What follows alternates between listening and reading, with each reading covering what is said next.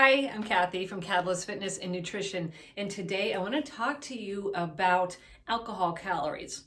I'm not going to sit here and lecture you on alcohol. I'm going to tell you how to log those alcohol calories into MyFitnessPal.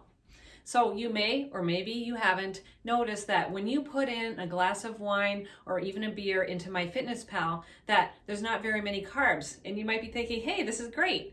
There's only 5 grams of carbs in this glass of wine. But in fact, you need to log it as either carbohydrates or fat. And I'm going to tell you how to do that. So first of all, you need to know how many calories are in the drink that you have.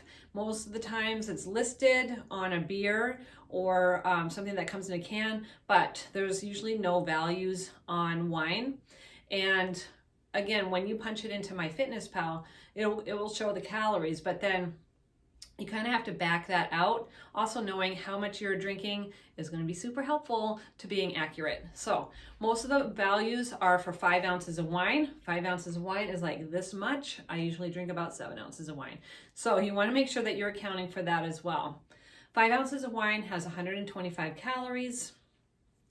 So when you divide that 125, divide that by 4, that's actually going to bring you to 26 grams of carbohydrates.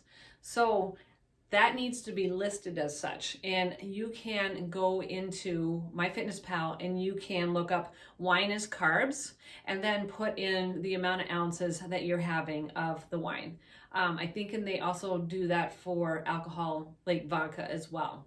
So 1 ounce of vodka or tequila has 80 calories. So that's going to be 20 grams of carbs. So just keep that in mind. If you're having a martini, there's probably 4 to 5 ounces in that martini. It's kind of hard to figure. So maybe if you're drinking at home, you can use a measuring cup. You can either use a measuring cup or a shot glass and see how much is actually in that martini before you add all the ice, because the ice is going to water it down a little bit. But you can also log it as fat. So I like to think of having a glass of wine as eating a candy bar. So those big Snickers have 250 calories. So you figure for 2 glasses of wine, it's like having a big, huge Snickers bar. So there's just as many carbs in the wine as there are in candy or any carb source. Also, listing alcohol as fat, you're going to divide, instead of dividing by 4 for carbohydrates, you're going to divide it by 9. So that 5 ounce glass of wine at 125 calories, divide that by 9 is 13. Not sure about the math there, but I think that's pretty close. So 13 grams of fat.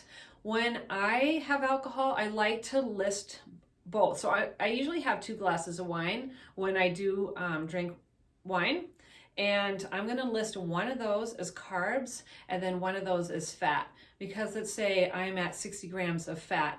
I can afford to lose like 9 grams of fat there. Maybe I just won't have bacon on my tuna bacon melt that day. But as far as carbs go, and I'm relatively high with carbs, at 200 grams of carbs, I don't want to take a 60 carb hit away from my calories. I'd rather eat those calories, and obviously I'm going to recommend that you do the same. Get all of your calories from food, but that doesn't mean that you can't have a glass of wine here and there. You can have 2. You just need to figure out, do a little finagling on how to log it in. So when you are in a dieting phase, you're going to have less carbs available to you. You're going to have less calories available to you. So you're not going to be able to drink as much as you want. There's no way around it. So just choose wisely, make sure that you're logging accurately, and that's how you figure out your calories for alcohol in MyFitnessPal.